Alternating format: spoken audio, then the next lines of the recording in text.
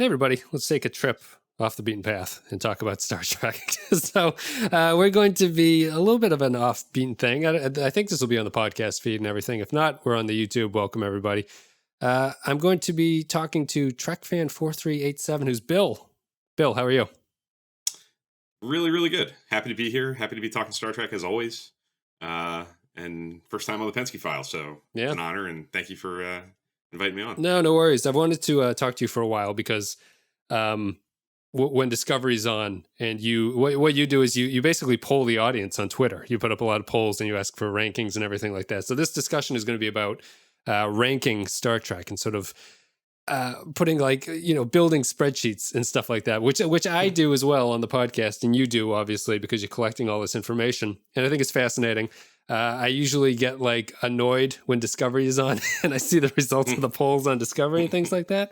But it's interesting because I think that'll tie into our discussion about the ranking and fandom, I suppose, at that point too. It kind of branches out into all of that. But people can follow you at TrekFan4387 if they're interested. I highly recommend it just because I enjoy getting the feedback of polls and stuff that you do. So do you want to describe why you do what you do? And if there's anything I missed, please feel free to correct me. No, it's yeah, I do that. I rewatch Star Trek constantly. I've been rewatching Star Trek since as far back as I can remember, really, since I was a little kid. And I started doing these polls to just kind of get sort of a general idea of what other people think. I mean, I know I've seen, obviously, seemingly hundreds of top 10 lists and episode rankings and magazines and such over the years. But seeing, how the community that I tend to interact with largely view these episodes was something that was interesting to me, and it gave me a kind of new perspective and a new thing to look for when I'm watching it. New thing to think about. So do you have in a nutshell, that's sure. Yeah. Well, do you have a system for it? Is it just that you have the clock going of rewatch and you kind of base everything off of what episode you're watching in your rewatch cycle that you're in? It's completely tied into my rewatch. I try to just, I tend to watch only during the weekends. I have no idea why. It didn't really become a hard and fast rule until I just kind of fell into the habit, and then I stuck with it and said that's what I'm going to do. And yeah, I every time I hit an episode, I write a little one tweet review. I give it an episode grade. Grade it the same way I do with the polls, a letter grade over here in the United States, the way school kids are graded. Mm-hmm. And I this last go round, I'll also pick an MVP of the episode, whether it be a performance or the writing, the directing, the editing, the music, something like that, a production element or a performance that I think is the most notable achievement from the episode, which can be very difficult depending on the quality of the episode. Or very easy, I suppose. Yeah, sometimes it's very easy. Sometimes it's a no-brainer. And sometimes the great episodes are very difficult to narrow down. And the bad episodes are obviously sometimes can be difficult to pick something out. Yeah. But I also, the last thing I do with each episode as I go through the rewatch is I do the poll to kind of compare what other people think and to try to elicit some feedback. Obviously I love when people respond and give a similar review, a capsule, hey, I thought this, but the poll is a quick and easy way for people to just quickly chime in and say, yeah, I think it's average, a C, or, I love it, it's an A. Yeah. So it's to try to balance, how do other people see these episodes as opposed to, myself. Yeah, we'll come back to the methodology behind it, which I think is interesting, because my rating is just my spreadsheet, which people like listener Kyle make fun of me constantly for having this spreadsheet where I keep these numbers. But I just grade everything on a scale of 1 to 5. And it's basically just because YouTube's voting system was based on a 5 poll maximum. You can only put 5 options in your poll. So I just went with 1 to 5. And yeah, I don't have in-depth numbers or anything like that. It's really just a way for me to track what's going on, I suppose, and to remember things, because I think that my rewatch of Star Trek for the podcast has shown me how bad my memory is about things like that. And it's a good way to do it. So we're going to go more in depth, but I thought we'd break up the general discussion with a few minor topics.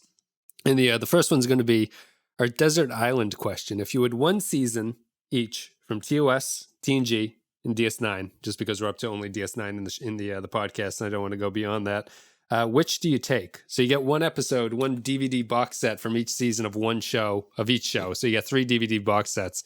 Which seasons do you take? You want to start with TOS? You can go first. Sure. TOS, I think I probably have to go with season 1. I'm hesitating a little bit. I love season 2. I think season 2's got some amazing highs, but I think maybe it has a few more missteps than season 1 in my mind. So I'll go with 1. I also go with 1. I think season 2, I could see a certain kind of person going with if they are really into TOS and they kind of want like the middle of the pack season, I suppose, for better or worse. Like I could see season 1 is kind of the obvious answer, but I think it's the correct answer on the desert island. But I think that season 2, I think you could go if you're a real big fan of TOS and you just want something a little bit different. If you're burnt out in Corbomite maneuver and things like that. TNG is probably, and there's also only 3 seasons in TOS, so it's kind of a lesser option. TNG, what are you going to go with? 1 to 7. This is tough. I'll go with 3. I think 3 has the most notable highs for me. I think of obviously the Best of Both Worlds, the first half of it, especially Yesterday's Enterprise, The Offspring, Sins of the Father, The Enemy, The Defector, Survivors, Booby Trap. Survivors is an unbelievably great episode. Who Watches the Watchers? There's a lot that I love in season 3, and again, similar to season 1 of TOS, very few that I would label as like downright missteps. So yeah, I feel like it's the most consistently in the upper echelon of the season. For me, it was between 6 and 3, and 6 is the argument I just made about TOS season 2. I think if you wanted to get sort of clever with your pick, I think you'd go with season 6. But I think season 3 would just be the classic way that you'd remember the show. 6 doesn't have the classic episodes like that really, but it has a very strong year of television. But if you want to go with the peak of the series, at least in terms of like episodes that stand alone, I think you'd have to go with TNG season 3. So DS9, go ahead. I'm gonna go with season 5, which I think, I could easily make a case for 6. I could even maybe make a case for 7 in some ways, but season 5 I think has a really strong mix of episodes. It's got the build up to the war. There are episodes that are really tied to that long story thread, but it's got a balance of some light stuff, trials and tribulations. Most notably, I love the ship as like an action adventure kind of romp. I like the dirty tension of that episode. So I feel like that runs the gamut, and I think it's probably Deep Space Nine at its most consistent. No. I think season 6 is the other choice for me, but I think season 6, not where you are yet, a little further where you're about to get, I think, towards the back end of the season, there might be a few missteps that kind of finish off the season right before the end that I think steer me more towards 5. Yeah, this is a tough one for me. For me, it's either season 4 or 6. I think clearly those are the 2 top seasons in my opinion. But I think that the argument that we have is whether or not you are building your baseball team and you want to have a power hitter who strikes out a lot, or if you just want to have a on-base percentage guy who just gets on base. Season 4 is the on-base thing. It's not very sexy, but the episodes are generally all very good. There's not a lot of horrendous missteps, as you say. Season 6 has a lot of home runs in it, but it also has a lot of strikeouts in it at the same time. I think I'll go with season 6 just because if this is my only one, it's the one that I think better represents the series than season 4 does. Just with the Dominion track and everything like that and the war going on and the opening occupation arc. I think it all just makes more sense to have that be your one season. If you're going to remember DS9, I think 6 is my way to do that. So that's it. We only diverge on DS9, which is fine. And DS9 is probably the series I think that most people could have different opinions about what they wanted to take with them. I think it's the most open-ended out of all the shows so far, the TOS, TNG, and DS9. Yeah, I think if you put 10, 20 people in a room, I think you'd get a pretty fair mix. I think anything from 4, 5, 6, 7, I think would be represented in responses. I think probably most notably 5 and 6, 4 as well. Yeah, but Most surprising season. If someone came up to you and said, "What?" If someone said, "This is the TNG season," I would take, and they said it. What would be your surprising answer? What would be the most shocking answer for TNG that someone could say to you? You know, my gut says season 1, but I know people who love season 1 of TNG. Yeah. So, you know, I know there are people who, I don't know if they would say that that's their desert island selection. So I guess I will say season 1. I have a hard time picturing somebody saying that's the season I want to watch for the rest of my life from the next generation. But I do know people who find it charming and a throwback and very nostalgic. And I'm kind of one of them. I do appreciate the nostalgia of it. I grew up watching it. But season 1, I'd probably say. What about you? What would surprise you? Probably 4. Like, if someone said 1, I'd think that they're being a little bit too clever with it. Like, I think they'd be like, "Oh, I was a Star Trek fan before it got good." So obviously, I'm more clever than you. I think season 4 of TNG is kind of like a real downturn for the show after a great season. It's the sophomore slump, really, when the show actually started being what it was, and then they came in with season 4, and it's a little bit of a letdown to me, and there's not a lot of classic episodes in that one, in my opinion. It's just kind of a middling. It's the season where they focused on the families, the extended families of the crew, and I don't really care about that, so I'd be surprised if anyone picked that season, I think. Sorry, did you have something you want to say? No, I was just going to say interesting. I love season 4. I think it's not quite to the standard of 3. But I there's some episodes in there that I do really like, but I do like a lot of the family stuff. So maybe that's the source of the diversion. Sure. Season 5 has got cause and effect and all that stuff and all that's all good. It does. Let's get back to the rating. So the reason that I find this interesting is that the divergence of results you'd get from what you're doing, which is sampling Star Trek fans who are very into Star Trek. And not to say the people who listen to my podcast aren't into Star Trek, because that's obviously insane if I said that. I think the onlineness of Twitter changes your polling thing. And I noticed this most in Discovery's coverage. And it kind of ties in. And the thing that always makes me laugh about Discovery is that I've been saying for you is that everyone gave every episode an A. Like the show runs away with A's on your poll. It's like 80% A, 17% B, and then someone gives it a C or something like that. And I find it very funny. And your response to when I was like, "What the fuck is going on? Why is this happening?" Your response was, "Give it time, and in 5 years, the results will be different from this." Yeah. I find that strange, and I wanted to know what you thought about that as a Star Trek fan, why you think that happens, I suppose. I mean, maybe that sounds like an obvious question, but I'm interested in saying what you think about it. Well, I think, first of all, I think the majority of the people that interact with me on a pretty regular basis are in the camp of, I love Discovery. I'm excited about Discovery. I'm hungry for Discovery. It's new Star Trek. And I certainly talk to people and I interact with people who have negative things to say about Discovery from time to time, or even consistently, but it's a largely pretty positive group, and a lot of it is like what pool of people are you kind of playing in? Mm-hmm. I think, but I do think that the recency bias plays a lot into it, and I guess my one piece of evidence to that I could point to is when I did the polls the way I just did for season 2 in season 1, like as the episodes were airing week to week. Those polls were very similar to what you see in season 2, very heavily weighted towards A's.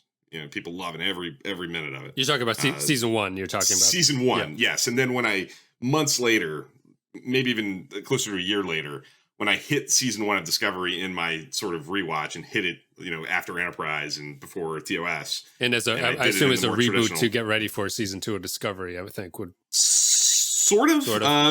More just in line with my constantly cycling rewatch. Interesting. I watched Enterprise and I hit Discovery next, and I jumped right into it and I did it, and it was conveniently, a few months before season 2, so it worked in that way. But there was a noticeable difference. I felt, it's certainly still skewing more towards the positive, I think, because there are a lot of people out there like me who are probably more forgiving of it than not than you, than many others. Sure. People who just are so excited that it's here. And I admit that I was like that with the other shows when they were on. I'm old enough to have watched, Enterprise as a high school kid, and I thought that show was the greatest thing since sliced bread when I was watching it as a high school kid. I loved it, and I was gutted when it was canceled. It was like the worst thing that had ever happened to me. Right. I was born in 1987, so I had Star Trek on my entire life. So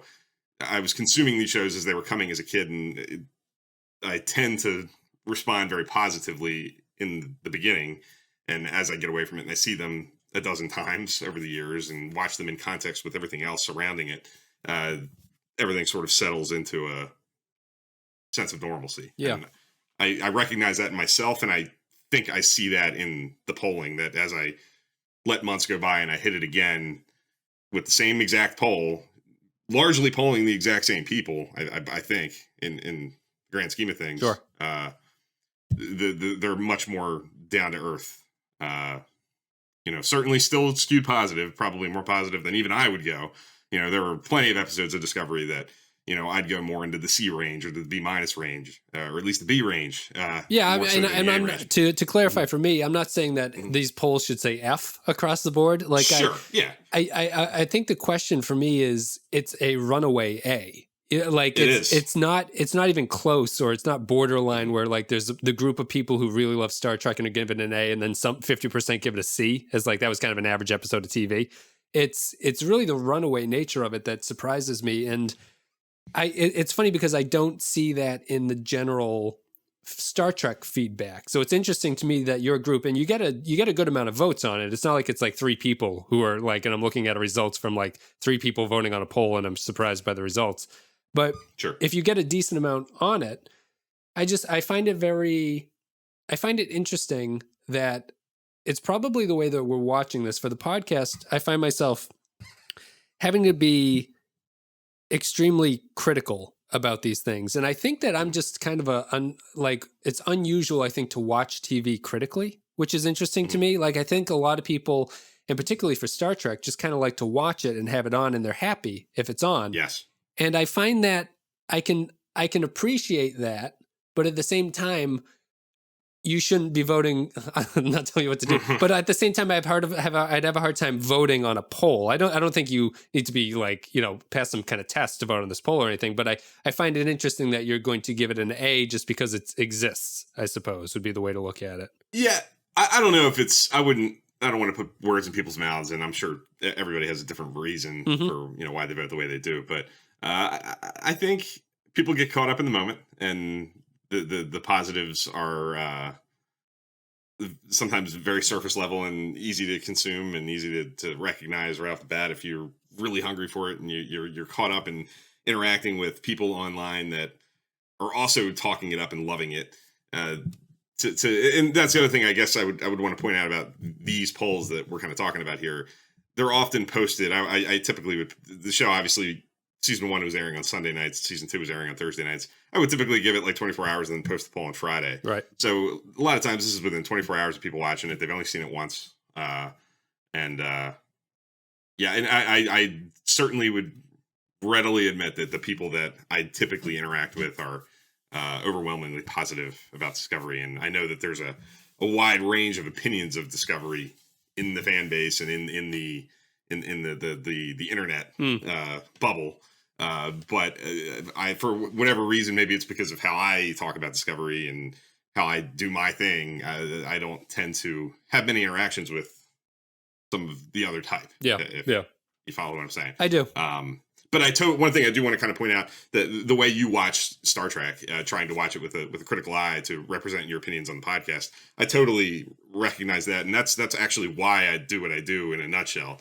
I started wanting to post little reviews on Twitter and take polls and rank episodes and do these Trekkie Award things that I do, where I do like Oscar style best of each season things as I go through my rewatches. That's all an attempt to, as a guy in my early 30s, having watched Star Trek for 32 years, trying to force myself to watch it with a fresh eye and do different things, and not just succumb to the very easy habit of it's comfortable background noise and not something that I'm watching with an attentive eye to, discover things that I really like and things that I might have an issue with. These things force me to sit down and pay attention to it and try to view it with an open mind and not just assume that what I thought when I was 12 or when I was 25 or 30 is still true today. Yeah. Yeah. What would, and this obviously isn't we started with Discovery just because I think it's the easiest example of like what I'm talking about, but this is not necessarily a Discovery bash. We'll do that later. But I think that like, so what would you say?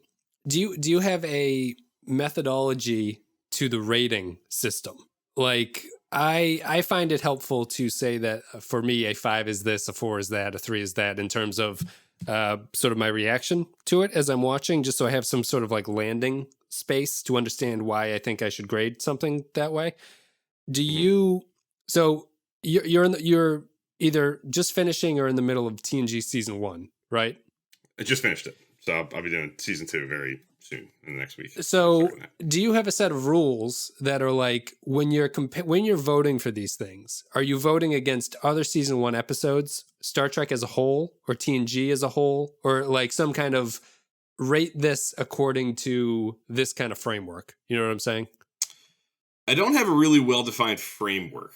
To be honest, I'm like you. I have spreadsheets and I track things as I go, and I'm a data guy. Not the character, the methodology, like the tracking of information. And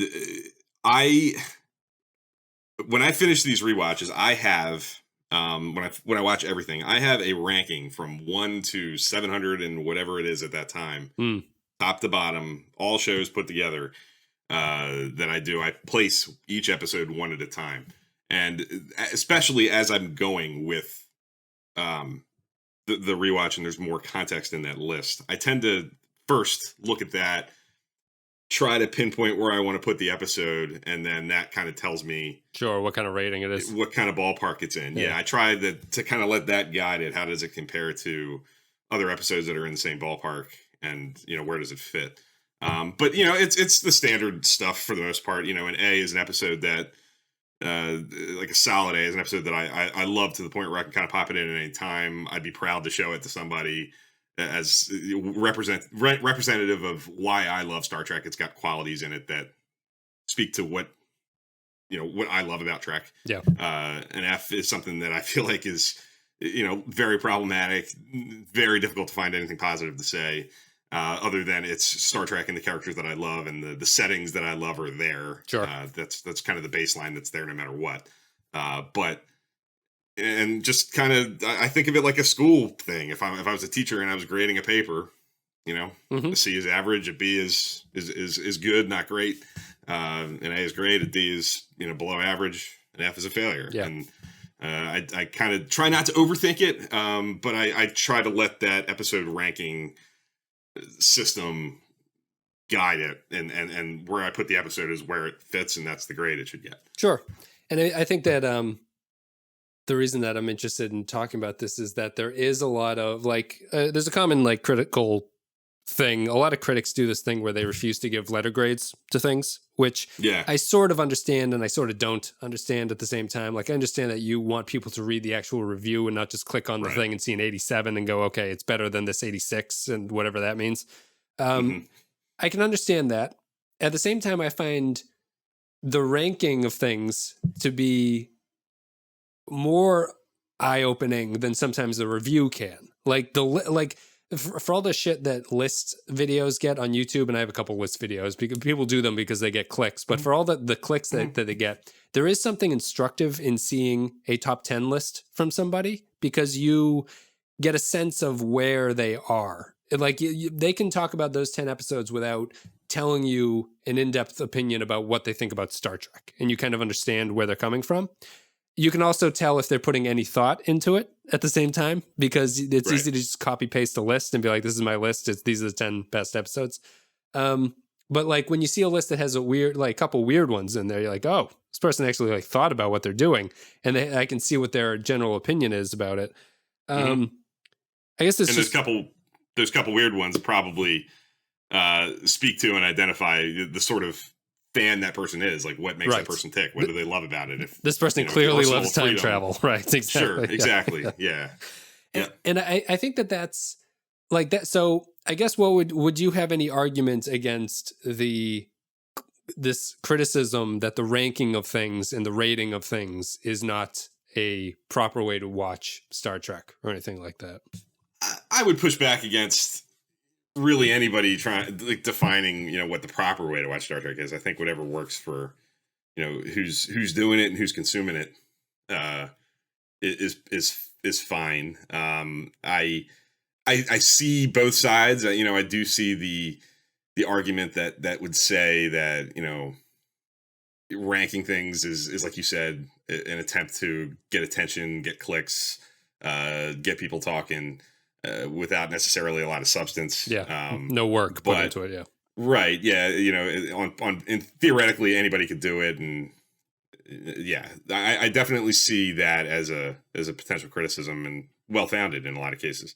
But like I said, for me, it's a way to talk about it in a little bit of a different way, especially if you're trying to tackle it the way I do, where I'm looking at it all kind of as a collective whole, a way to compare an episode of Discovery against an episode of Voyager.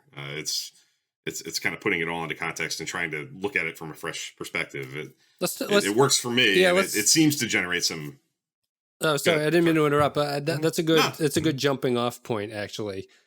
And it kind of ties into like a weird thing about like how I think Discovery is actually the hardest series to rate. But how would you rate series against each other? I suppose to me it's kind of easy for the 90s Trek, because they're all kind of the same show, basically. Right.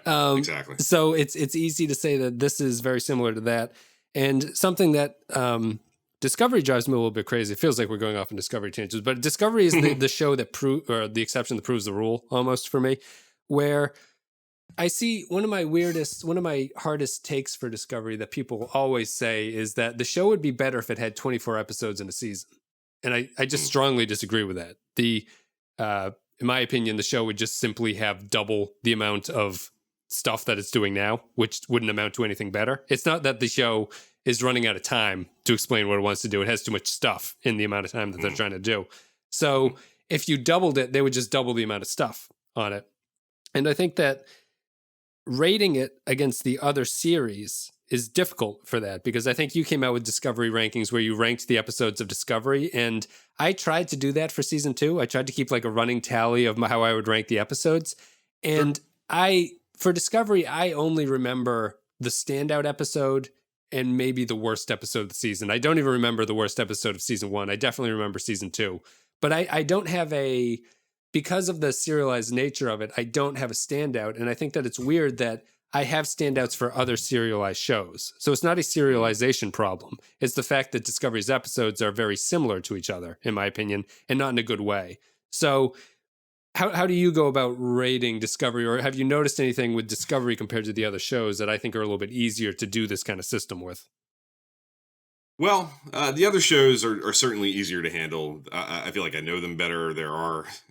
It's easier in some ways and maybe more difficult than others, because it's harder for me to shed my preconceived notions about the Next Generation and Voyager and Deep Space Nine and Enterprise and the original series, all of them. It's always nice when it happens, though. I think since I've become a father, a couple of episodes have actually changed in my estimation. But I think that like it's kind of a rare event, and you. Actually, for more of it, it's like I only saw the episode when I was much younger, and I was kind of, a stupid kid, and you don't really understand what the show was talking about, but now you appreciate those episodes. As Clay says, you like the episodes that are just kind of people talking are much better when you're older, in a way that you didn't really care for them when they were kids. Yeah, so there's definitely that, and it is awesome and really an interesting experience to come across that as it happens when you sit down and watch an episode and go, wow, that really worked for me a lot better than it did the last 10 times. Yeah. Over the however many years. So there's that element for me when I'm rewatching and rating and ranking those other shows. Where Discovery, I'm still kind of reckoning with how the show fits into the grand scheme of things. I'm as you well know, I'm much more positive on the show than maybe you are and many other people are. I do love Discovery. full disclosure, and don't throw your tomatoes at me too hard. Everybody that listens to the Pensky File. No, a lot of people do like Discovery. I find it very interesting. Yeah, and that's good. There's certainly a variety of opinions out there, and I'm sure it's well represented in your listenership. But it is a much harder show to define, and it is. I think some of it is. I hear what you're saying about other you have an easier time with other serialized shows.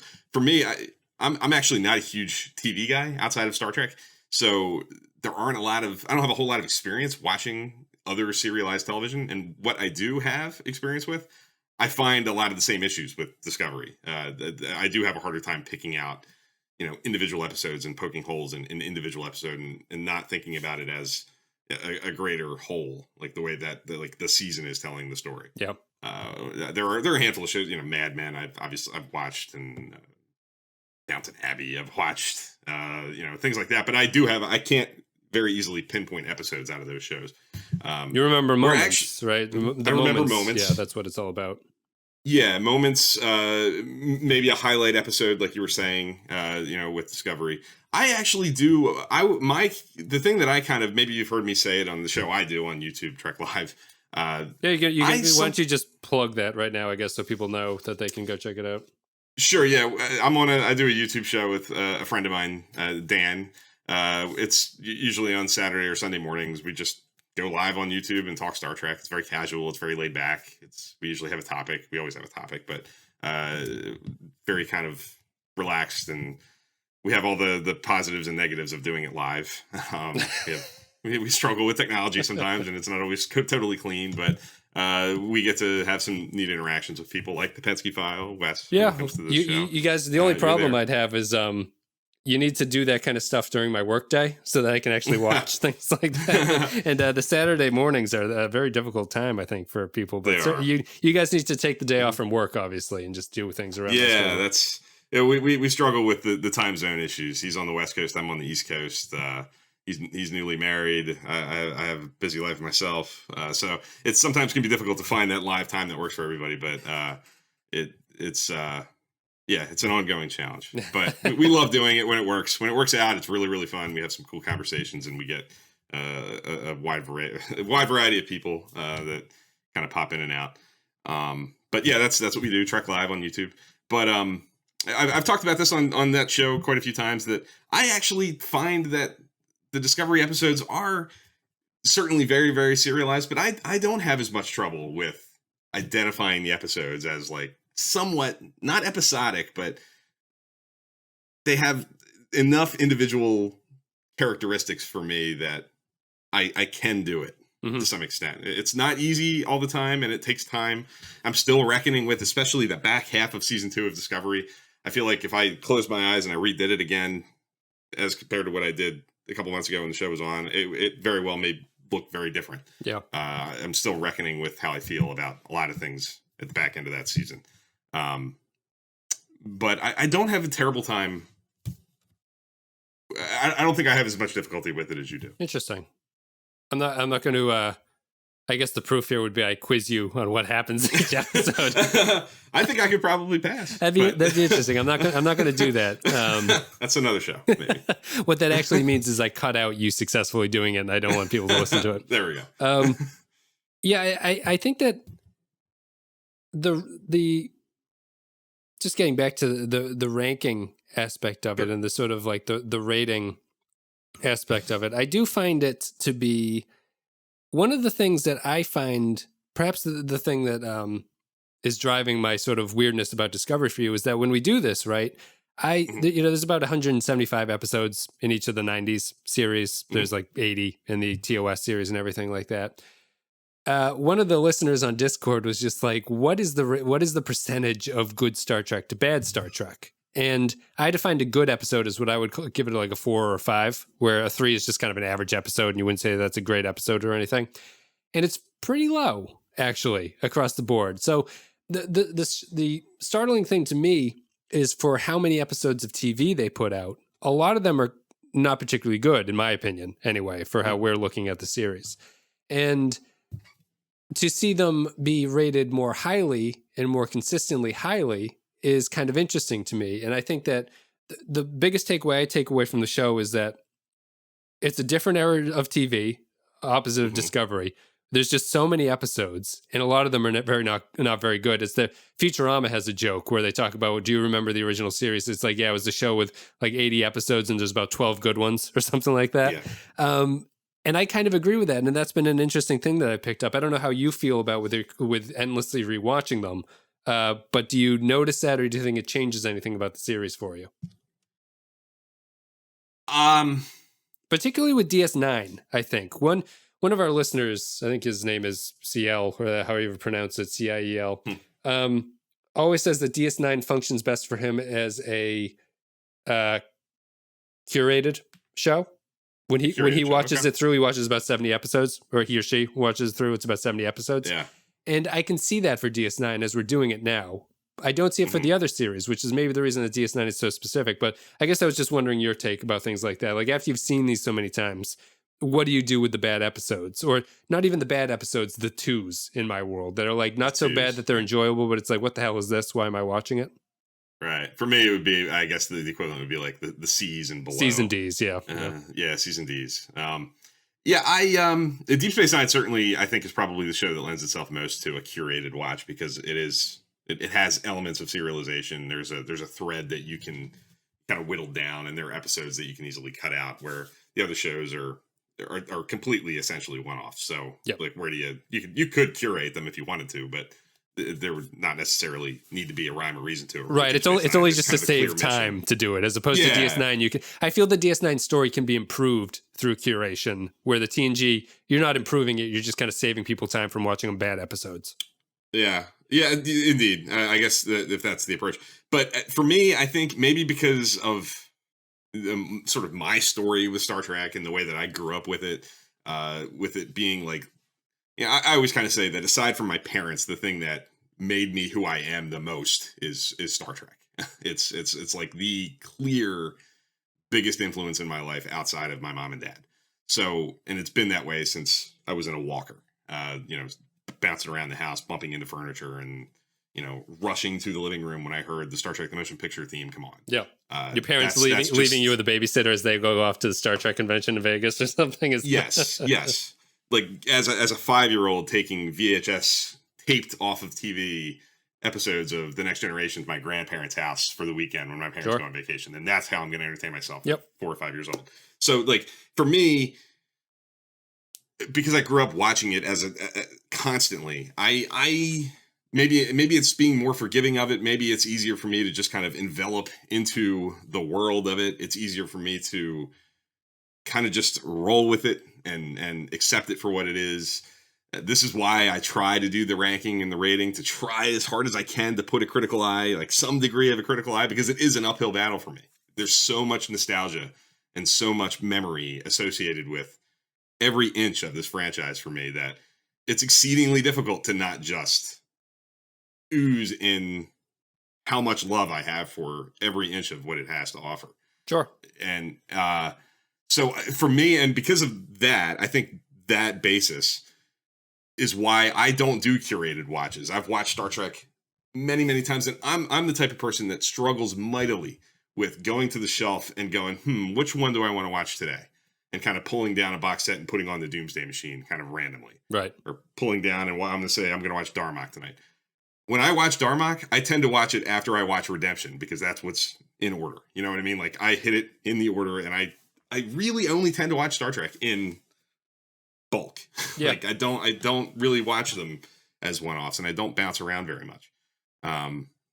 Discovery, I admit to doing, because it's new and I'm trying to conquer it and understand how I feel about it. So I do kind of, and because it's less, it's only 14 episodes, 15 episodes, depending on the season, it's easier for me to say, okay, this week I'm just going to watch that. Right. But aside from that, because of its newness and because of its unique kind of place in Star Trek for right now, I have a hard time wrapping my head around taking that approach with Trek.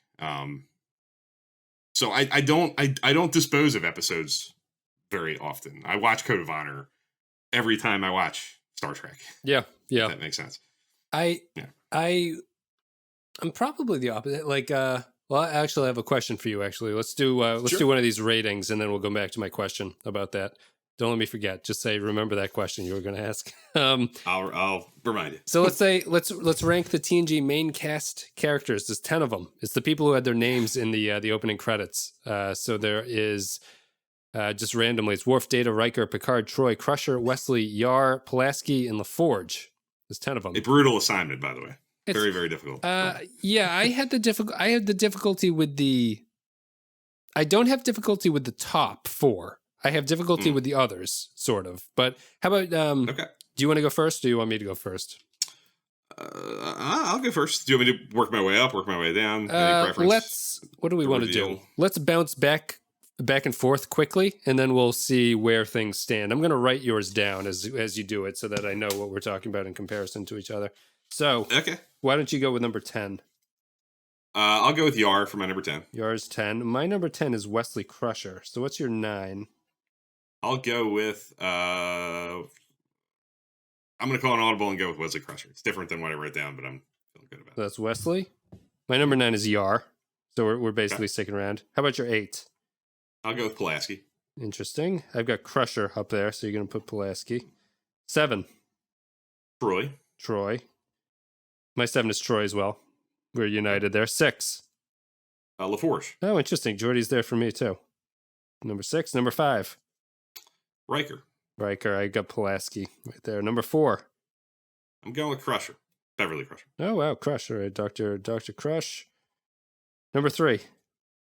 Worf. Worf was my 4. So you've got Worf at number 3. Number 2. Oh, okay. Data. And then Picard at number 1, obviously. Correct. So my 4 are Worf, Picard, Riker, and Data in that order. I think our biggest one there is Pulaski, which would be something worth talking about if we wanted to do anything of that. The other is Picard, Data, obviously at the top right there. I could probably pick your brain about why Picard over Data. What do you want to talk about? Do you want to defend Picard over Data, or do you want to talk about Pulaski? I'd rather talk about Pulaski because Picard Data for me, Picard's my favorite character in Star Trek, going back to when I was a kid. But Picard Data to me is like, that's splitting hairs, really. Sure. Data's high on my list of favorite characters of all time, too. So I'll give my one criticism of that you can't defend, and then we'll move on to the next thing. Go ahead. So my criticism would be, I was looking at the captain's list, and it's, for me, the captains, except for TOS, because there's really only 3 characters on that show, the captains of series have a hard time breaking into the top 3 across the board for me. Interesting. Picard is probably, he doesn't have a hard time breaking into 3, but I think Janeway does. I think that Sisko kind of does on their respective casts, like when you're showing them against other characters. There maybe a hard time is kind of the wrong way to say it, but they comfortably settle at 3 usually in the order of things.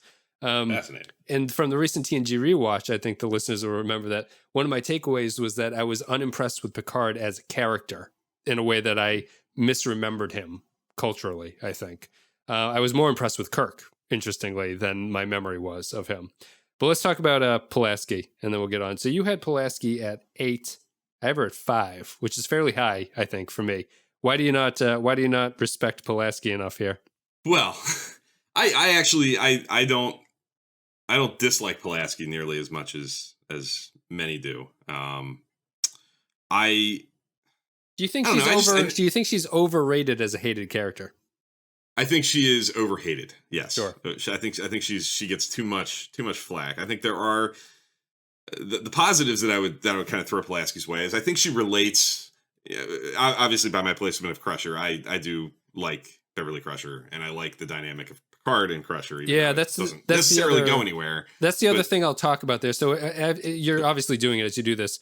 In my opinion, Pulaski blows Crusher out of the water as a character. So that's the other funny thing about your list there. So if you want to just add that into your what you're talking about. My assessment. Yeah, sure. Pulaski relates to Picard in a very different way. I like the sort of foil element that she kind of brings to the table. She's willing to go toe to toe with Picard in a way that Beverly Crusher obviously is not really inclined to do. There's a very different dynamic there. But I think Pulaski kind of struggles to assimilate into the cast as a whole. She has some nice moments with Worf in a really weak episode that I don't really care for, up the long ladder with the tea ceremony. I like that scene a lot. Yep. She's in the omelet scene too. She has a lot of good food scenes with people. She does have good food scenes. That's a good point. She has good little moments here and there. I like the sort of quiet little evolution that she has with Data, where she kind of comes to respect him a little bit more as the season goes along. I think there's a neat little arc there. You watch the child and then watch her in something like peak performance at the very end of her run. There's a clear change there that I think the character really deserves some props for pulling off. Yes. And I think she's fully fleshed in a way that no character is in season 1 to 2. She has like an arc that no character has, except for Yar, maybe, who dies, and that's her arc, but that's not really anything. Yeah. But Pulaski, even though they start, like, the arc is basically because they fucked her up at the start. They wrote her incorrectly, so they had to fix her by the end of it. But it's still a character. It's still a character development that the other characters don't have, which I think is why she's so strong, especially compared to Crusher, who I think Crusher is fairly weak as a character. She's the character who, whenever they had a plot that they weren't sure who to give it to, Crusher usually got it. So she ends up with this sort of weird side collection of hobbies that she does over the course. You know, like she's never really defined in any way as except for the character who gets the story that no one else is really perfect for, in my opinion. It's an interesting perspective that I can't argue with. Certainly the hobby thing. There's definitely a weird evolving, like, what's Crusher into kind of thing. She's a drama teacher for a while, and like dancer. I totally get that. Yeah, dancer, like whatever's kind of convenient at the time. I like the sort of simmering, I don't even know if it's the tension's really the word, but I like the simmering relationship that is kind of there with Picard and Crusher. And maybe I read more into it, and that's on me, than it's actually earned on screen. Maybe my brain does too much of the work when I'm watching that show. But that I find interesting. I always find little interesting things to kind of latch onto as I watch that show with that relationship. I find the history there that is largely unexplored and just kind of alluded to and not really developed much. Perfectly credible criticism to levy that way. But I find enough there to be interesting that I kind of like the Crusher character. Yeah. I like the look of, they certainly do it better in Deep Space Nine with Ben Sisko, but the single parent sort of dynamic is an interesting one that I like, that is represented on the show. But Pulaski, I think maybe the thing is, like, I love Remember Me for Dr. Crusher. I kind of like Ethics for Dr. Crusher. There are episodes that I can kind of point to and say I like Dr. Crusher in those stories. But where Pulaski, it's more these little moments as opposed to like, wow, she killed that episode. And a lot of it is just lack of opportunity. She's in 22 episodes in one early season of TNG. Yeah. You know, she certainly could have placed very differently in a ranking like this. Right, if she'd come in season 6. Yeah, right. Or if she stuck with it, if she was there for 2 through 7, or at least a larger chunk than maybe one season. If she got the benefit of, Michael Piller writing later on in the show, maybe I have no doubt that the character would have been even more successful than it was. But don't get me wrong by the 8 placement that I'm not a Pulaski hater. I think there's plenty of value there. Yeah, because interesting. Yeah, I mean, we can wrap it up there because we wanted to get back to this thing. I think that she's I just and I'm putting up that high, even though she did that. Muldar did that terrible interview where she's like, in TOS we were acting, we were actors in TOS, and she's criticizing TNG about the scripts that she has to read or something like that. But I just like I hated her as a kid. I just didn't like her as a character. I thought Me too. I thought that she was to me, when I was a kid, she was the character who was disturbing what I thought was a happy show, in that all the characters got along. And as I get older, I'm like, yeah, after watching season 1, you kind of need a character in there who's like doing things to the other characters. Like, that makes sense to do. And I like her for that. I think she's a good actress. I think she did a good job here. She brought a fresh take to it, and I appreciate it. Let's see. Rating and ranking. Is there anything else? I was going to ask you a question, and now I've completely forgotten what the question was. Oh, yeah, you were going to ask a question. Well, this is going the Pulaski conversation was longer than expected and more interesting than I could have ever hoped. My question is my question is not going to be good. We'll come back to it if I kind of trigger myself and remember what I'm talking about. Okay. So I guess we can just wrap up the ranking discussion with what's been your biggest changes over time. I don't know if you keep detailed notes going back since all your rewatches and stuff, but what has you mentioned Pulaski has been a big change for you as a kid. What's something that's changed for the better and for the worse, maybe, as you rewatch these things? Man, it's hard for me to define because things have changed. Certain things have changed quite a bit over the years. Like I said, I've been watching since I was very, very young. So there are things that I certainly responded to differently at, elementary school age. Like I distinctly remember being a young kid and loving Emergence for some weird reason. I think the train and the holodeck adventure really spoke to me. And now I think it's, borderline unwatchable. I have a very difficult time with that episode. So there are certainly plenty of examples like that, if I trace all the way back to being a kid. But since I started the sort of Twitter experiment and trying to watch with a more critical eye by ranking and all that fun stuff, if you'll excuse me, I opened my your ratings spreadsheet here. Yeah, just to kind of have a hoping that something catches my eye. No, I mean, as you're looking it over, I think that I can sort of answer for you as you look over and think of an answer. I mean, I think that my sense of the amount of bad episodes has been interesting. And my sense of, I think it's my sense of what the shows actually did well is fascinating to me. Like people will, now it's kind of in vogue to say that the DS9 storytelling is so advanced over the TNG storytelling and stuff like that. And I do agree that it's an evolution. And I think that's why DS9 is a better, is a pinnacle of 90s Star Trek, because it did things with the TNG formula that Voyager didn't want to do. And I think that it's better for that. However, I don't think it's fair to badmouth TNG. I think what TNG accomplished with 178 episodes that had literally no impact on each other is very difficult to do. It's very difficult to tell those kind of stories you could maybe argue that that's the reason why sci-fi stories on DS9 kind of suck a little bit, because TNG did all the good stories for Star Trek and it came there first and it did them all. And that's interesting to me. I think that the strengths and the weaknesses of the individual series are, at first glance, don't seem apparent because they all look like 90s sort of low budget TV. They're not low budget, but they look kind of, they don't look like cutting edge. They have a certain look. They have a certain look. They all look the same. If you were not familiar with Star Trek and flicking through the channels, you'd probably assume it was all the same show because they look very similar to each other.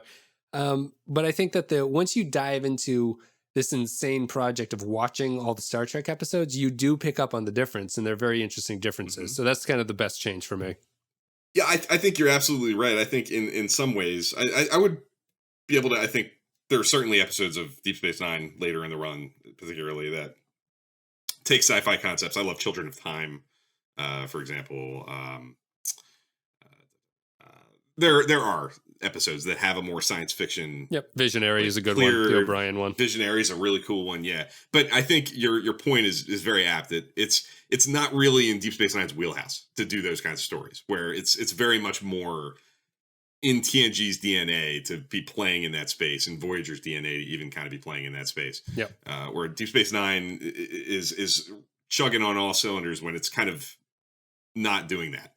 And yeah, I think watching it kind of a lot over the years and not taking on face value, oh, these are all Rick Berman shows that are kind of filmed the same way and are all made by the same behind the scenes people, the same DPs kind of rotating around, sharing, show to show, that there is a stark difference if you go to look at them. Yeah. But episodes that I would kind of just point out that I can honestly say, one, you actually kind of mentioned it earlier in the show. When I was younger, I'd even say going back to pre-college, even into college, maybe, that I don't want to say I didn't like, but it was kind of more middle of the pack to me, that I now would put in the absolute upper echelon, is the Corbomite Maneuver from the original series. I think that is darn near perfect Star Trek. Yep. For my money. I like to think of the the episodes that define the series, I think, is a good way to look at some episodes. And Corbomite would be my, if someone was like, show me one TOS episode that like defines what TOS is, I would show them Corbomite. Yeah, you had a tweet the other day that I thought was I'm hoping I'm not speaking out of turn, because I'm almost positive it was you. I scrolled by it and I saw it and I was like, that's so good. That well, hopefully I'm going to take credit for it, even if it's not. Yeah. That you know, TOS, like season 3 is sort of the image that people have in their head of what the original series is. Oh, sure. They remember. Like, yeah. The thing is, they remember the scripts from season 1, but everyone remembers the tone of season 3. Yes. Yeah. The Corbomite maneuver is such mature science fiction storytelling, and it's so counter to the sort of label that, you know, Kirk has of being kind of rogue and breaks all the rules and, you know, shoot first, ask questions later. Yeah. You know, woman at his hip and stuff like that. Woman at his hip all the time. Yeah, like there's elements of that throughout the show. Like there's cause to like poke that out and say there's things there that are well founded. But, you know, the things he does in the Corbomite maneuver, choosing to go back for Balak after he breaks away and not just leaving him in the dust because it's an easy thing to do, is, you know, that's what makes Star Trek to me. And it's so early in the run. It's so defining, like dropping the mic on, this is what this show's going to do. This is what this is all about. That's, you know, an unimpeachable episode of Star Trek for me that 10 years ago, 5 years ago, even maybe, I don't know if I would have been as strongly in favor of. That is in the upper echelon. Yeah. Yeah. I know you haven't done Enterprise yet in your project with podcasts, but there's an episode of Enterprise late in the run called Observer Effect. I don't know how well you remember it or if it comes back to you at all. It involves the Organians. They come across a planet that the Organians are essentially using as like a proving ground. There's a virus on the planet that they essentially test alien species as they come across this disease, and a couple people get the illness, and how does the crew respond to sick crewmen? Like the Klingons put them to death and do away with them quickly and just leave them behind, where they're studying humanity's response to you know, colleagues dying a slow death, basically. Really dark stuff, really strong character stuff in it for Archer, I think, particularly at the end. That I've really grown to love that episode, kind of taking that comparative look at it, grand scheme of things, and seeing it over and over again. Interesting. For our final, well, let's run through the just because we talked about this on the podcast, we'll do the best DS9, 5 best DS9 episodes through season 6. I'll go first, I guess. Sure. Number 5, we'll alternate, but I'll go first. Number 5 is Wrong's Darker Than Death or Night. It's your number 5. My number 5, I'll go with through season 6. I'll go with I'll go with Duet. Oh, number 5. Interesting. Yeah. Number 4, Rocks and Shoals.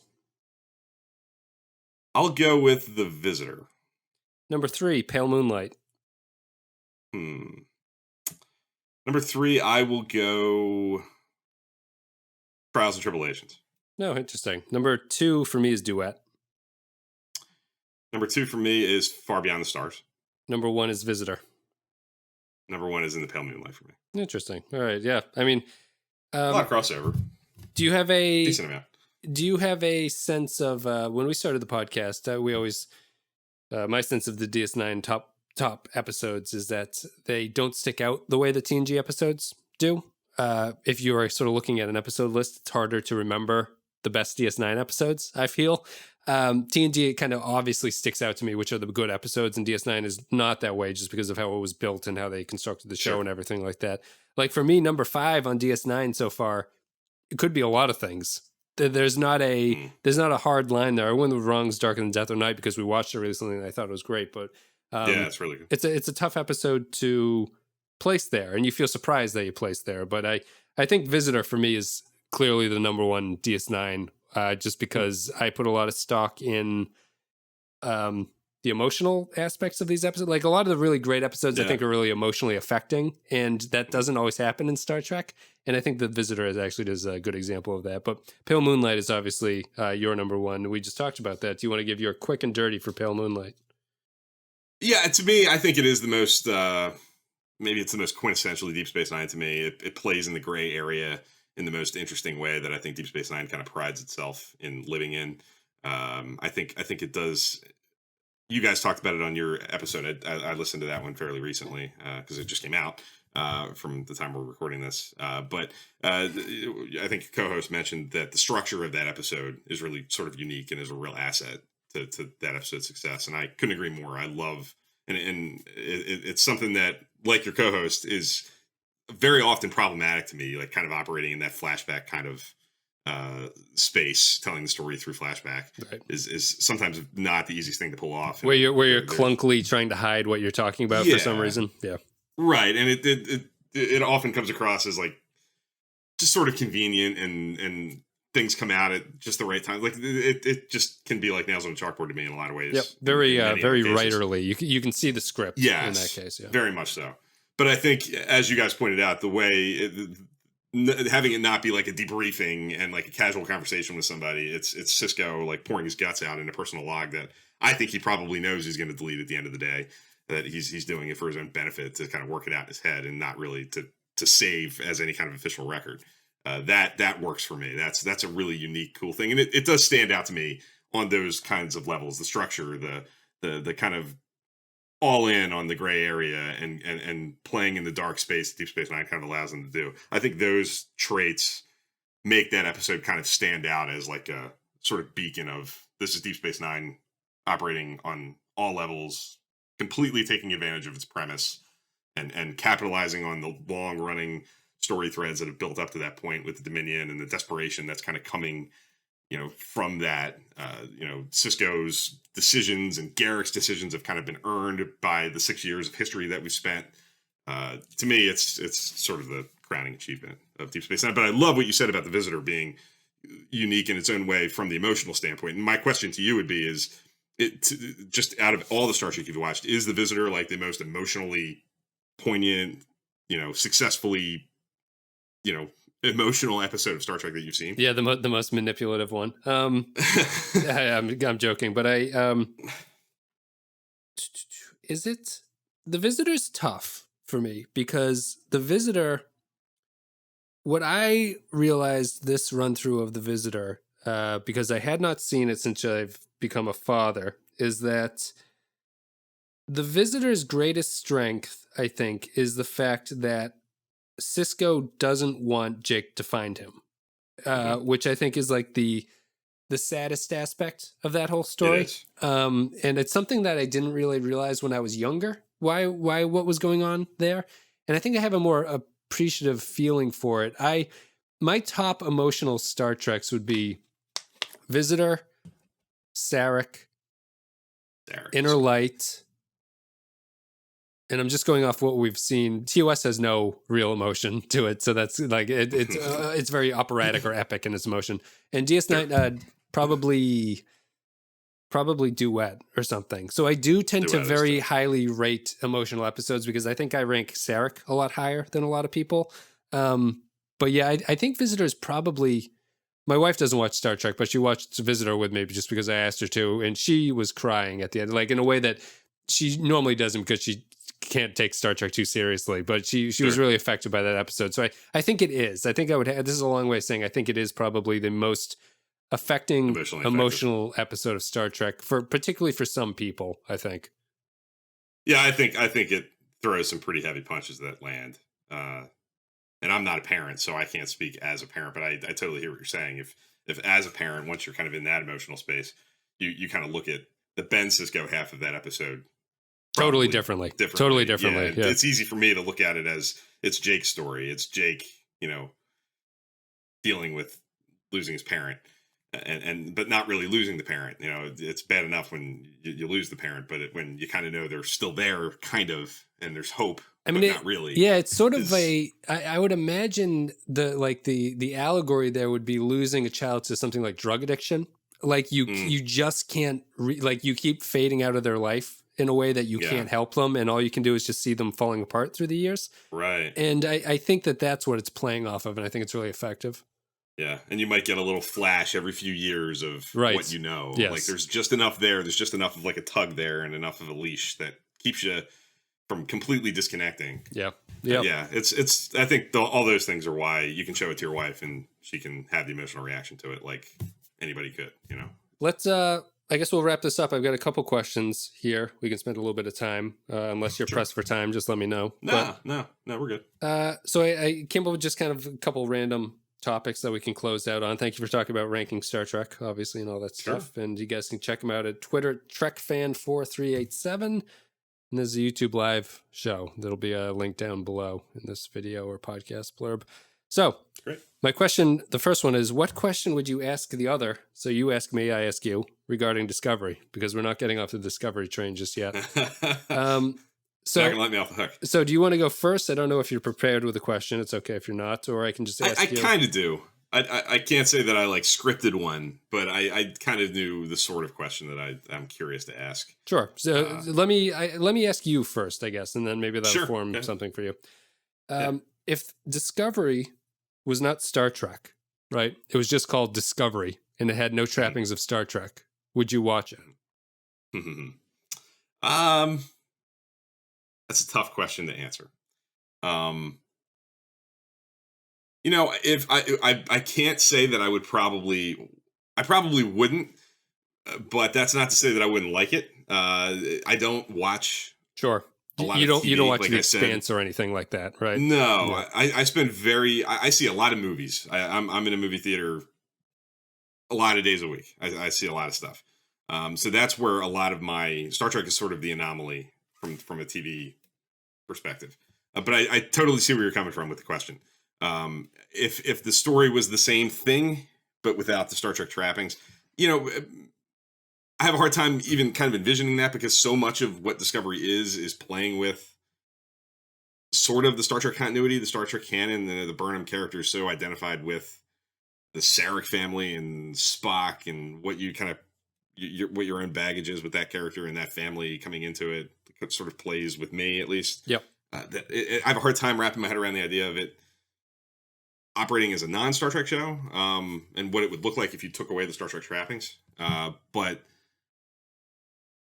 I like to think I would, but my honest answer is probably I wouldn't know, because I wouldn't watch it, because I don't typically watch TV shows unless they have Star Trek name on it. Yeah. Unless it's Enterprise, before Enterprise got the Star Trek name. Yeah, I think that's my litmus test for the quality of Discovery, I guess, is that I feel it's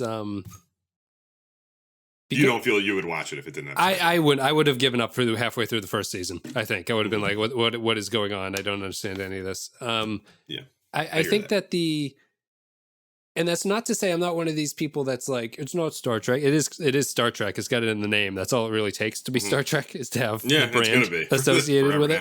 And so it's not an argument from that point of view, but I think that the reception of it is so splintered because it is Star Trek. And I don't know. I certainly would not watch it if it was not Star Trek. We wouldn't have podcasted about it. If we did, we probably would have given up on it and been like, I don't know what this is supposed to be.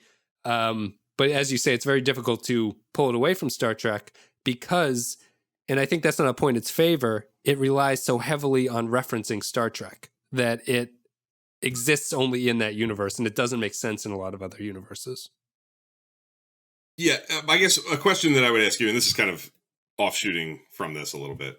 Were you back, say, like in the early 2000s when Enterprise was on the air? Were you following things like Star Trek message boards or Star Trek fan sites? You were not. No. See, I was, and I didn't think it was possible for a show to be as divisive amongst the fan base, in quotes, like however you want to define that, who's represented in whatever you're looking at. Then I didn't think it was possible for a show to be more divisive than Enterprise was in 2001, 2002, 2003, 2004. I mean, there was a lot of, and most of it, I mean, divisive is being kind. It sort of represents that there was that word implies that there's some positivity there. Yeah. I spent a lot of time on it. Just say it's still around. It's the Trek BBS. It was kind of Star Trek Twitter before there was Twitter as a thing. It's where fans largely went, and you'd see live reactions to episodes as they aired and people talking about it all week. And analyzing them up and down, and it was very, very negative. And like I said, I didn't think it was possible to get more divisive until Discovery came. But Enterprise was certainly, very, very controversial for a lot of the same reasons that Discovery is. Well, not the same reasons, because Discovery is certainly very specific in the serialization, but people complained about the way it fit into the canon and the continuity and things it was doing with the prequel idea. Yeah. There was some of the similarities are there. And then Voyager before it, even. I remember being a young kid and kind of following a lot of the same things. And Voyager was divisive before Enterprise. So maybe because of my experience with that, I sort of chalk some of these things up to, I try to put myself into the mushy middle a little bit with, I try to push myself away from the recency bias of, oh my God, it's great. It's new Star Trek. I want new Star Trek so bad that I'm going to love it no matter what. I try to push myself away from that, like some of the people may be responding to my polls or not. And I try not to fall into the overly negative camp as well, because I feel like I've seen that happen with every Star Trek show that I've been alive to see. What's a legitimate criticism of Enterprise that you would remember? What do you beyond people bitching, because nerds always bitch about everything on the internet, but what do you think is a legitimate criticism of Enterprise? A legitimate criticism of Enterprise that I would agree with is that it took too long. Well, it took too long to totally capitalize on its premise. Early in the show, I think they were trying to capitalize on the prequel premise, trying to have that like right stuff. Oh my gosh, we're green. This is new. Mm-hmm. We're kind of naive being out there doing this thing. I think they try to do that early in the show, but they kind of fade away from it fairly quickly. And then they're kind of away from it and just doing Star Trek stuff. Yeah, like typical Star Trek stuff for about a season and a half. And then they go into season 3 and do something totally different. And then by season 4, they're kind of just embracing that prequel concept and kind of going for broke with it. So I think it's fair to say that the show wasn't consistent enough with capitalizing on the premise of the show. Mm-hmm. And fell too easily in the trap of doing what was comfortable and easy at the time. But I felt like at the time, the most common criticism, even beyond that, was that it was playing too fast and loose with continuity. It was too mean-spirited toward the Vulcans. They made them too bitchy. Conniving and bitchy and evil. Where I think if you're patient with the show and you see where that goes and the way they sort of play with that over time, I don't see nearly the issue with it now than that people did in 2001 when the show was new. People's hair was on fire about the way the Vulcans were being portrayed at the time. But I think the show evolved and either fixed it or made it an asset, depending on how you want to look at it. But I hope that the same thing happens with Discovery over time. What's your... I can't remember if you asked me a question about that. I might have answered it, and I just don't remember. I guess my sort of general question is Discovery, from your perspective, where you sit, is it savable? Like, do you view it as something that could get on course in the same way that like old school Star Trek, a common label people would throw on those shows was, it took 2 seasons. The first 2 seasons were always kind of inconsistent and problematic, and then season 3, season 4, whatever would come along and they hit a stride. Like, do you see that as a possibility with Discovery, or is it too damaged from your perspective? Is it too far gone? Is it not fixable, or is it something that you could imagine a scenario where you see it like hitting a comfortable stride? And there's 2 answers to that. I think I'll answer like the realistic one first, which is me viewing this as a TV series. I would not be surprised if Discovery is canceled after the next season. I think that Discovery is the show that started the CBS All Access thing that now nobody wants to claim it as their own baby. I think that all of the creatives who are involved with it would rather work on other projects. I think that they're pulling off writers from the Discovery team to write on the other projects so that this writer's room is never going to consolidate into anything. And I would not be surprised if they just considered it a decent way to lead people into CBS All Access and branch off onto other shows, and they're just going to cancel it because it's not worth the problem that they get from it. It's expensive. It's not a show that really gets critical acclaim in a way that they would want. Star Trek people show up for it, but I think that in the next year, when we're going to have like 32 concurrent Star Trek series running at the same time, they can afford to cut Discovery. You wanted to say something. It sounded like.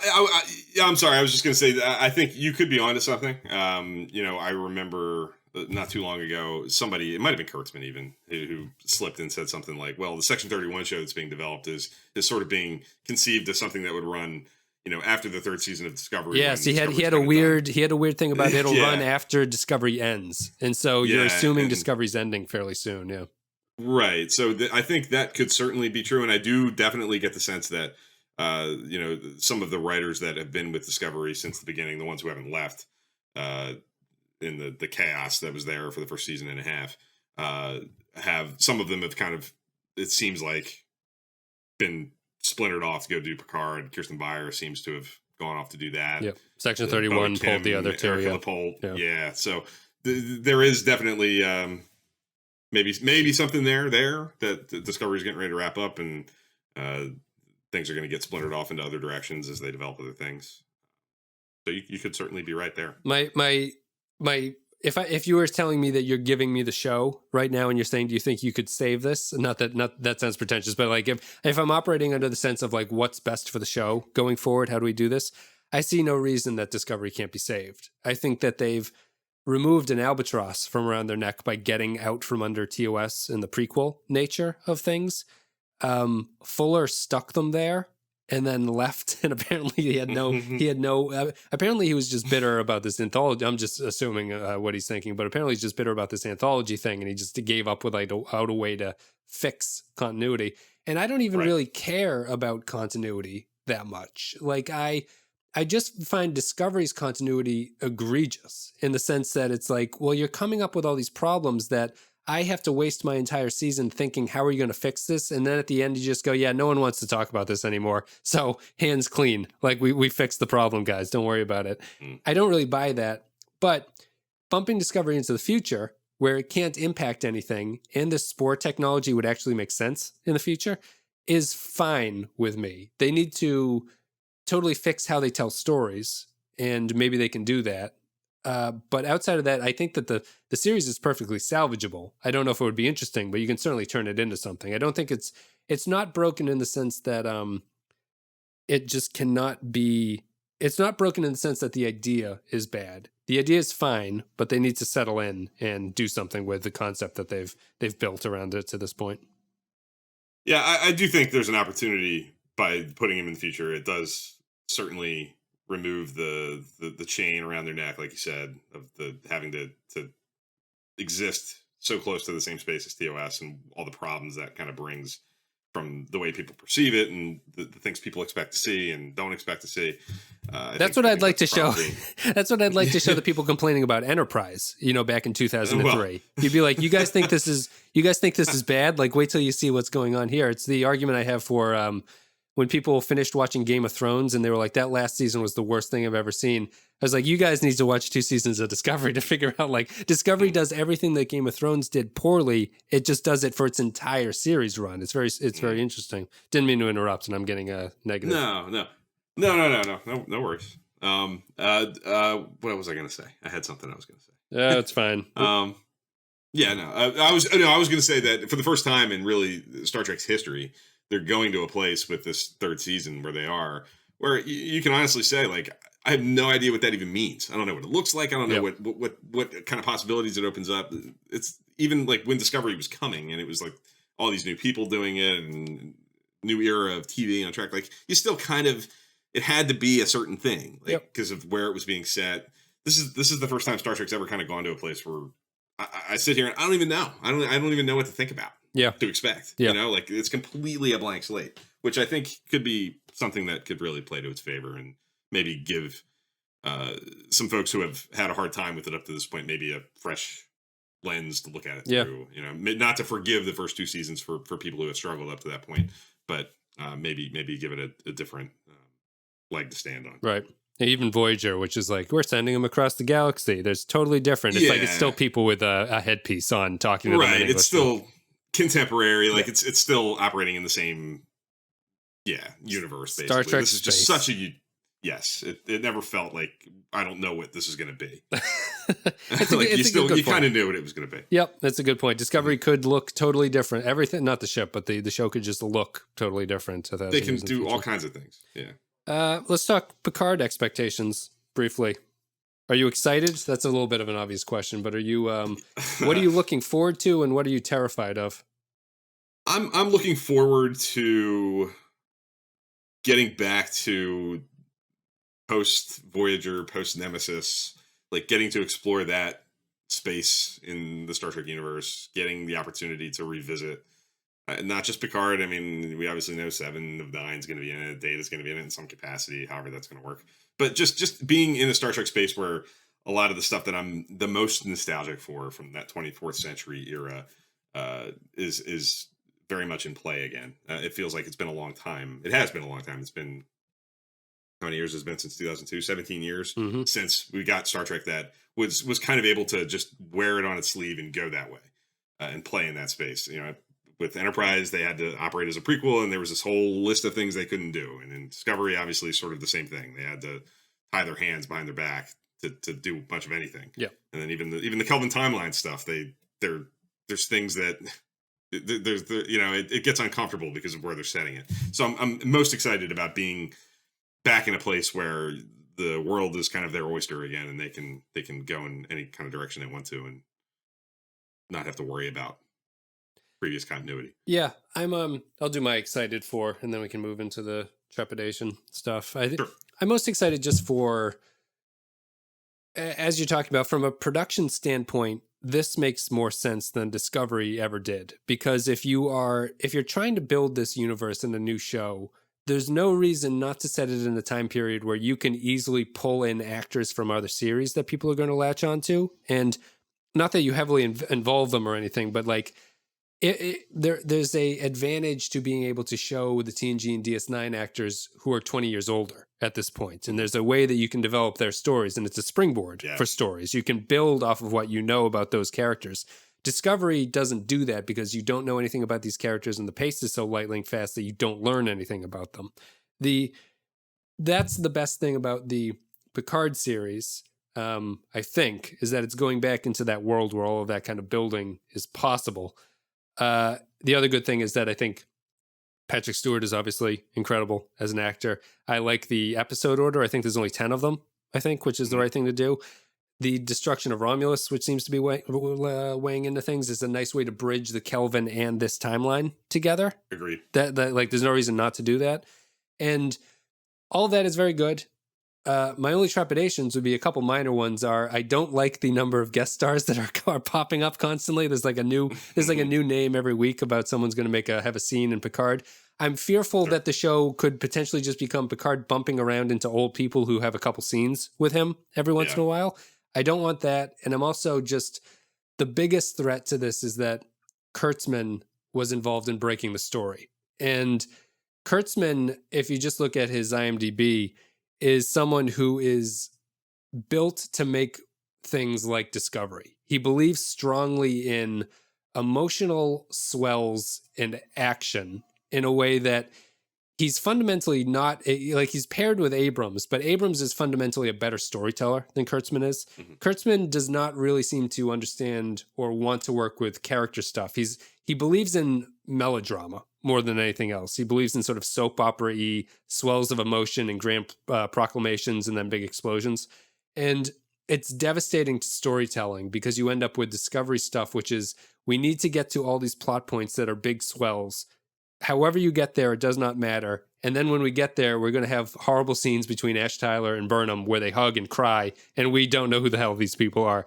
And that's the danger to me from that. They have Chabon show running, and Chabon is actually an award-winning writer, so I believe in him. And he also did the best short trek. So I believe that they have possibility to overcome it.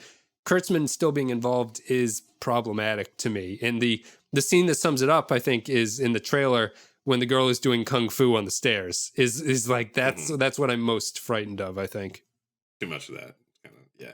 I have some confidence in it because of Chabon. I hear what you're saying, and I think Kurtzman's best suited position is probably one of the sort of overseer, Berman role. Berman-ish. Yep. Yeah, like keep it pointed in the right direction, oversee the big picture stuff.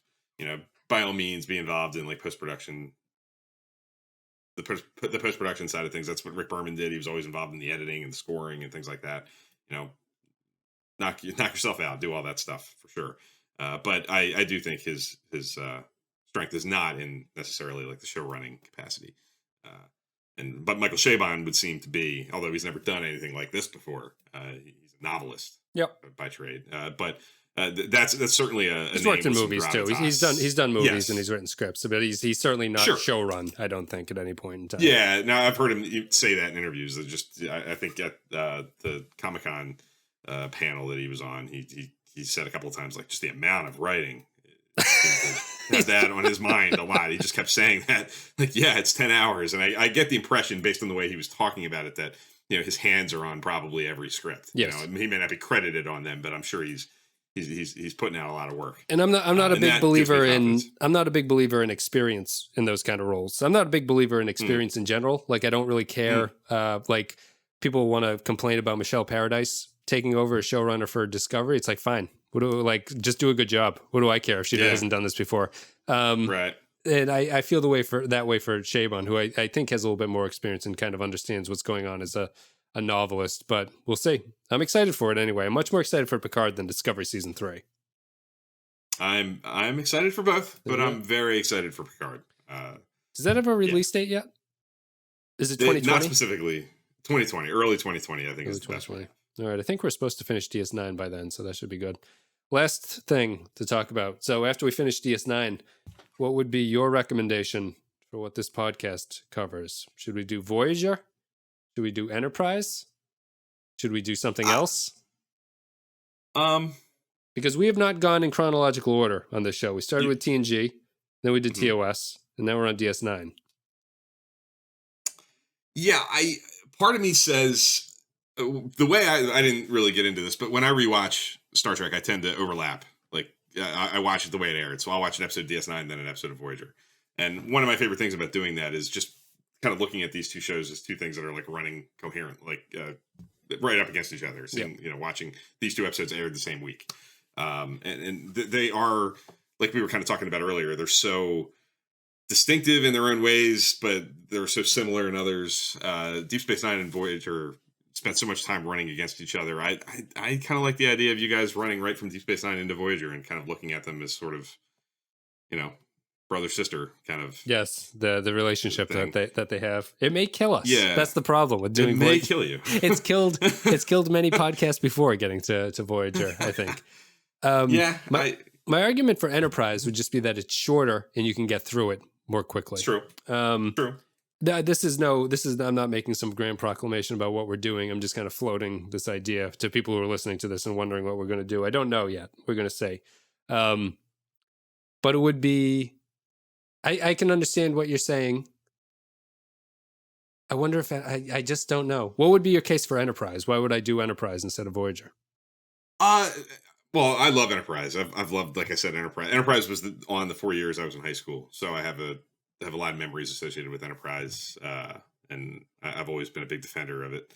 I know the way you just said, you did TNG, and then you kind of bridged TNG to Deep Space Nine, these two 7-season, 170 episode shows with TOS kind of tucked in the middle. And it might make sense to take a little bit of a shorter show, a little bit more of an anomaly with Enterprise, and kind of tucking that in between Deep Space Nine and Voyager, these two bigger projects. Yeah. Enterprise is a unique animal that might freshen things up for you a little bit. It gives you some new things to think about, and it's similar in the same ways because it's a lot of the same people working on it. It's a Rick Berman show. Brandon Braga, obviously not involved in Deep Space Nine right now, but as a TNG voice that is very obviously involved with Enterprise. But so there's a lot of connective tissue there, but it's definitely its own thing. And the fact that you've done TOS and you have that under your belt, I think TOS is a useful thing to kind of have some sense of recency with to go into Enterprise, because there is some connective tissue there too with some things Enterprise tries to do. Some more successfully than others, trying to tie into TOS. Last question for you. Mm-hmm. Say you were, I always get a kick out of going to like the Star Trek Reddit and something, and there'll be a question that's like, how do I convince so-and-so to watch Star Trek? Like, what's the best way to do it? And the top upvoted comments is always like, well, you should never skip an episode of Star Trek. You should just watch all the Star Trek episodes, and then you'll truly understand what you're talking about. Yeah. How would you recommend someone not experienced in Star Trek, and we'll say a little bit younger than me or you, let's say mid-20s, how would you suggest that they get into Star Trek? I did a podcast a couple of years ago now about this kind of very thing. It was a 5-episode marathon for how to introduce somebody to Star Trek. And the approach that I took on that was I picked the Discovery didn't exist yet. So I picked an episode from each show, and the kind of thesis for it was pick an episode from each show that sort of is representative of that show to see if something would latch on with that person. But so I've done that before, and that was very difficult to do. You know, the older I get and the more people I meet through this Twitter experience that I'm having and connecting with new people all the time, I'm continually amazed by the number of people in that age range that you're mentioning, somebody say in their 20s, that are interested in Star Trek because they saw Star Trek 09. Yeah. I think it's certainly not necessarily completely representative of what you're going to find if you dive in to the whole body of water with Star Trek. Yep. It's an anomaly in a lot of ways, but I think it's not like the Star Wars movies. That's the funny thing about the Star Wars movie. Like the Star Wars movies are Star Wars. They are the Star Wars universe, for better or for worse. And Star Trek 09 is different than that. It's different, but I do think it's a way for somebody to dab their toe in the water and find out if, like, it's going to work at all. Mm-hmm. If that makes sense. Like, if it's either going to completely not land like a thud, land with a thud, and the person's going to tune it out, and you know that it's a kind of I think probably going to be a lost cause. Yeah. Or it might trigger something, something in Spock's character, something in the Kirk-Spock relationship, something about where it's set, and the Vulcans and the Romulans and the Klingons. Just if those kinds of things latch on, and those things are kind of packaged in such a concise, throw it in your face kind of way in 09. I kind of want to say that if we're going young, if we're talking about somebody who is in their 20s and has never seen Star Trek before, I'd probably sit them down and say, just tell me what you think of this. Like, does this world interest you? I don't feel great about it because I like those movies probably more than many people do, but I don't know that it's ultimately representative of what I hope they fall in love with the great Star Trek universe. Yeah. The greater Star Trek universe. But I know people. The guy I do my show with, Trek Live, went on his first date with his wife to see Star Trek 09 in 8th grade. And sure. fell in love with the woman and fell in love with the show and has been watching Star Trek ever since. So it worked on him. And I think if you took a kind of poll of people on Twitter, how'd you fall in love with Star Trek? The vast majority of the ones that fall under a certain age are gonna point to that movie. Yeah, now I'm just thinking the first movie I went to see with my now wife was Tom Cruise's Valkyrie, which no one has thought about. Man. No one has thought about since that came out, I think. So I haven't. I saw it when it was out. I actually kind of liked it a little bit. I just remember him getting executed or something. Spoilers, they shoot him or something, but whatever. Yeah. That's the end of it. Indeed they do. That's it. Guys, thank you very much for listening. Bill, thank you very much for coming on and talking Star Trek for an hour and a half. There's not anything I'd rather do for an hour and a half, so I appreciate you giving me the opportunity. Any night I can spend an hour and a half talking about Star Trek with you. Why don't you plug your Twitter, plug the YouTube, and then people can check you out, and then I guess we'll call it a day after that. Sure. Yeah, you can find me on YouTube on the Trek Live show most weekends, either Saturday or Sunday, pretty early in the morning, for now at least, talking about Star Trek, random topics, favorite captains, favorite episodes, deep dives into this movie or that movie, guessing each other's favorite characters, things like that, fun topics. Just you can come in, hang out, be a part of the conversation, help drive it. So that's Trek Live on YouTube, and you can find me on Twitter at TrekFan4387, as in April 3rd, 1987, which is my birthday. And you'll find episode reviews that are, like I said, I'm doing it as I rewatch, polls for all the episodes as I hit them, trying to get people talking about what trying to get people to share their MVP of each episode. What's the best thing these episodes have to offer? you'll find all that on that Twitter feed. Absolutely, I recommend it. It's easy. Just vote. You just see the thing pop up, and Just you click a vote, and there you go. It's like you're saying. It's easy, easy as can be. And then Absolutely. I think that's it. Yeah, it's an interesting talk because from our I love doing the podcast with Clay and everything, but Clay being new to all the Star Trek stuff like limits how deep we can go, because I'll say like, well, Clay, what don't you remember when this happened 4 episodes? And he goes, no, I don't remember that happening at all. So it's a little bit different of a conversation here, but it's been good. Thank you for coming on, Bill. And I guess that's it, guys. New Star Trek podcast will be coming out. You can check out the Trekfan4387 Twitter, all that stuff. And I don't know when this is going to come out. So either His Way has just come out or Reckoning has come out, something around there. But anyway, let us know what you think. Let us know how things are going. And I will see you guys later.